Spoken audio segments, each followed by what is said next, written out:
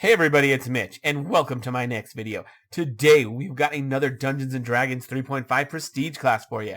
And today, coming at you from the Complete Divine, we have got ourselves the Blighter. So, we're going to be talking about what the Blighter is. We're going to be talking about how you go about becoming a Blighter. We're going to be talking about what you get as a Blighter. And finally, we're going to talk about how good the Blighter is and how you might use him in a build. So let's get started. So first off, what is the Blighter? Well, they're an X-Druid, and a very specific kind of X-Druid. So when someone becomes an X-Druid, they were in touch with nature. They were all about protecting nature and preserving it, as a Druid is. And then somehow that bond with nature that they had got lost somehow. That's what an X-Druid is. Now, some people, when they lose that bond with nature, they're like, you know what? I get it. I'm moving on with my life. That was a different time. I don't have those abilities anymore, but I've gotten over it. I've found something better or whatever. And they make peace with that. Others are like, yo, this is a big part of who I am. I need to fix this. I need to get back to nature.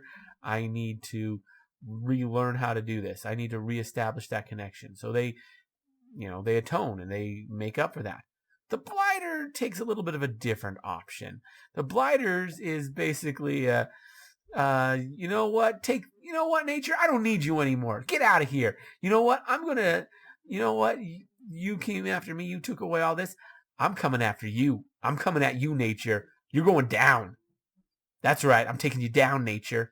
Like that's the Blighter. They're like vengeful against nature and actively seek to destroy the forces of nature. That's the Blighter, and it's an interesting prestige class because of that. Let's talk about what it takes to become a Blighter. Fairly simple, actually. So any non-good, all right, basic enough, and the character must be an X-Druid previously capable of casting 3rd level Druid spells. So basically, you got to have at least 5 levels of Druid, but be 5 levels of X-Druid. So that's basically it. That's all it takes to become one. Now, you are probably gonna, in order to be optimal, really want to have exactly 5 levels of X-Druid. You can't get in if you have less, and if you have more, then you're just wasting resources. So, problematic. But let's talk about what you get as a Blighter, because it's interesting. So first off, Blighters. They get a D8 hit dice. They get an average base attack bonus. Okay. Good fort and will save, but a bad reflex save. Okay, decent enough so far. As for skills, 4+ int with an alright skill list. So decent enough chassis. Spells, they have their own spell list. It's very similar to that of the Druid spells, although way, way smaller. And they gain spells fairly quickly. They have 1st level spells right away and get 2nd level spells at second level. Basically, the highest level spell that they're able to cast is going to be equal to their level, assuming they have, although that is only with 0 of those, so that's going to be, they're going to need a high enough wisdom score to qualify for bonus spells for that. But you will at first, but eventually your wisdom score is probably going to cap out, probably, unless you have a really high wisdom score. So around 9th or 10th level, depending on if you have a +9 wisdom or not, you're going to get 9th level spells. That's 9 levels in this class, 9 or 10 levels in this class, meaning 14 or 15 level character. Reasonable, not bad at all.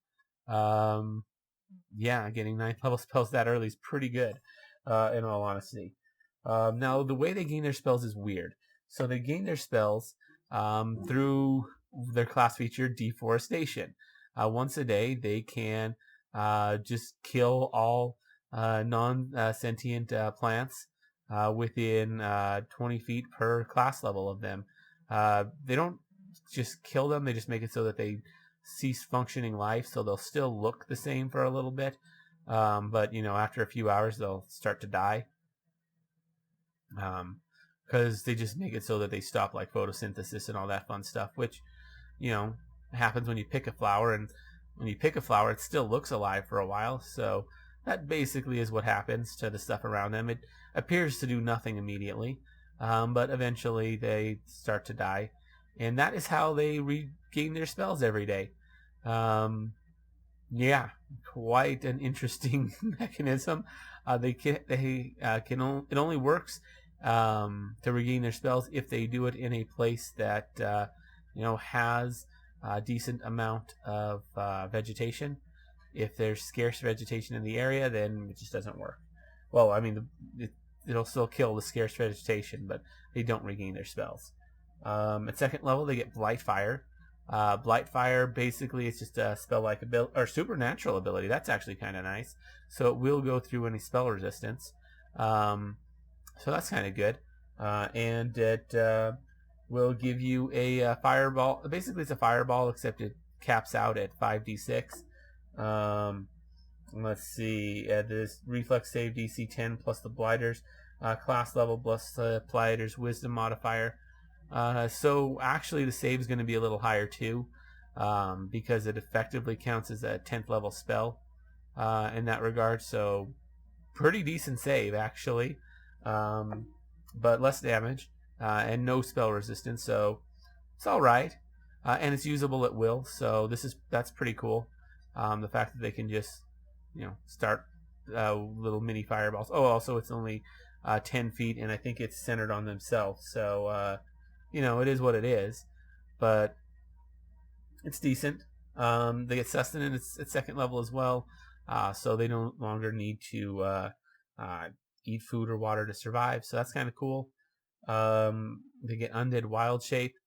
So basically they gain a version of wild shape, except for it's undead. So whatever it is they transform into is an undead version of it, with natural armor potentially, assuming that it is at least small size. Against dexterity, plus 2 to dexterity, of course, has no constitution because it's undead. It's immune to cold and has DR 5 bludgeoning because it's a skeleton. Basically, you turn into a skeletal version of whatever animal you were trying to wild shape into. So it's an interesting one. Yeah, they get and eventually they can turn into like large and I think huge, eventually huge skeletons. So that's cool. Let's see, they get Speak with Dead Animal, which is like Speak with Dead, except for with animals. They get Contagious Touch, which basically just gives them, the Contagious Touch spell they can do a few times a day, initially once, but eventually a few times. They get Animate Dead Animal. That's basically just the spell-like ability with Animate Dead, except for when it works on animals. They get Unbond. Unbond is interesting. So Unbond, basically, if their opponent happens to have a familiar or animal companion or special mount or something of the like, it'd probably work on a psi crystal too, in all honesty. Basically, what they can do is they can target that and make it so that it is no longer bonded to the person that it was bonded to. Now, there is a save involved, but if they fail that save, then that creature will likely suddenly attack them. And this lasts for a while. So having your familiar or animal companion turn on you is kind of a big deal. Yeah. Now they can regain control over with the normal methods, but that can take some time and isn't practical in combat. So yeah, it's an interesting option. Of course, at 10th level they get Plague, which is really just their Contagious Touch, but it doesn't replace Contagious Touch, so it's another use and an even more powerful use, because it just doesn't hit one thing. This will hit an area of things. So it's kind of decent. And that is what the Blighter gets. Their spell list is all right. It's a very, very small spell list, but it's got some pretty decent stuff on it. So yeah, that is the Blighter. How good is it? Well, that limited spell list is a bit of an issue. The fact that you really need to decide to betray nature at 5th level, preferably like right as you're leveling up to 6th level, that's a little bit of an issue for a lot of reasons, like mechanically and RP wise. The mechanics and the RP really conflict on that one. That they have to hit at that exact moment, or else it's just problematic. They did liken this to like the Blackguard, but it doesn't have anything in place for gaining extra abilities for X Druid levels, nor does it have anything where you can replace X Druid levels with Blighter levels immediately. Doesn't have any of that. Yeah, so it's not as well written as the Blackguard, despite the fact that it was designed around to be similar to the Blackguard. Let's see. It has some interesting flavor. It's not terrible. Like you can potentially get 9th level spells at 14th level. Like that's insane. Granted, it's not going to be. It's going to be like 1 that early, but hey, 1 is better than none. Yeah.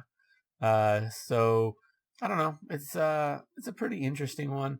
Blightfire is not bad. The fact that you can just, have that little fireball at will, and it is better than fireball in some regards.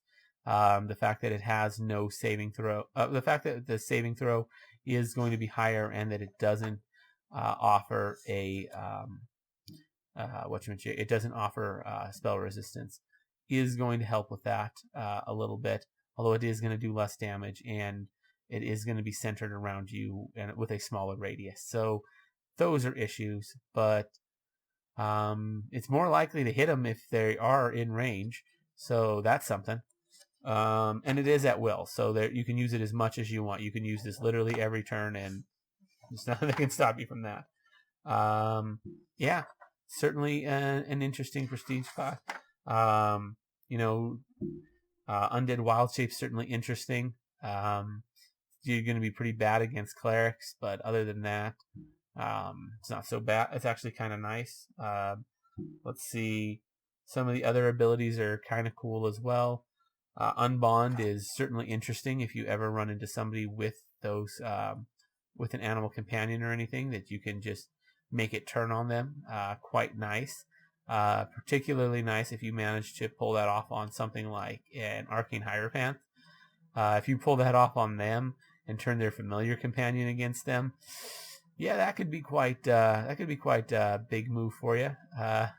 Turning their greatest ally against them, very, very nice. But yeah, it's an all right prestige class overall. It's not the best, not the worst. It's okay, I guess. It's got its issues for sure, but it's got some cool flavor. So yeah, let me know what you guys think down in the comments below. I always love hearing from you. If you enjoyed the video, consider giving it a like. Maybe subscribe to the channel for more D&D 3.5 content, because I do one of these on every single class, race, and prestige class in Dungeons & Dragons 3.5. So ring that notification bell so you never miss out on a video. Anyways, as always, I'm Mitch. I'll be seeing you